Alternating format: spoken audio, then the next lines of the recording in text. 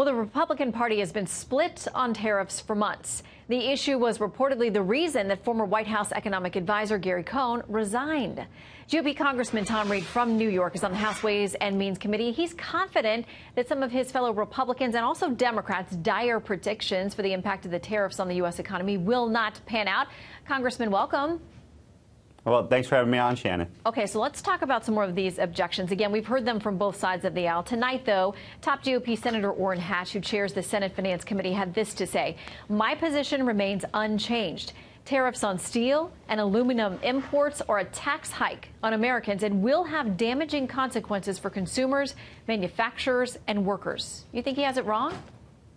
Well, no, I appreciate those comments, but I do appreciate what the president's doing here. He's bringing disruptive policies to our trade agenda to send the message to not only our allies, but most importantly to China, that we will follow through in putting American interests first. And that's a firm message that you haven't heard before on the trade agenda. And what I see out of this administration is exactly what they promised to do: disrupt the trade policy to put America interests in the same equal level playing field of fair trade, not trade that's at our cost. Okay, so Mexico and Canada tonight basically saying Mexico says it's going to be tit for tat. They've talked about exactly what they're going to go after with regard to American products: flat steel, lamps, pork shoulder, sausage, apples, all kinds of things. So those industries tonight are sounding the alarm. They're a little bit worried about this, and those are American companies that do have a potential downside to this whole thing. What do you say to them to reassure them?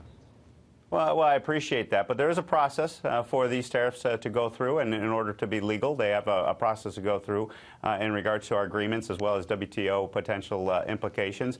But at the end of the day, I think what this sends is when Canada walks away from the table, they better understand there's consequences to that. They need to stay at the table, negotiate this, just like Brazil and South Korea negotiated through this, and the president sat with them and negotiated a resolution that worked for both sides to make it a fair agreement going forward. This is exactly what Canada and Mexico should be doing, as well as the EU. Say, we are good allies. We can work this out. We can continue to negotiate, but you got to negotiate in good faith to protect the American interests as well as our world interests. Here's what the House Speaker has to say about this. Paul Ryan tonight says, "I disagree with the decision. Instead of addressing the real problems in the international trade of these products, today's action targets America's allies when we should be working with them to address the unfair trading practices of countries like China." What do you make of that concern? Because we've heard that from a number of people today saying, listen, the real bad actor here is China. We need to team up with people like Mexico and Canada to take on that threat.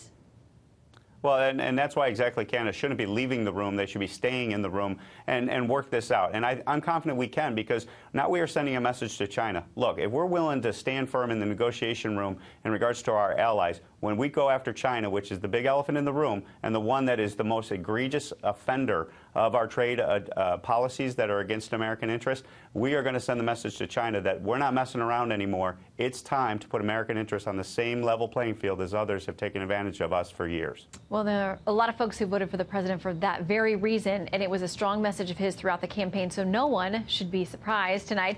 Congressman Tom Reed, great to have you with us. We'll keep working through it. Thanks so much, Shannon.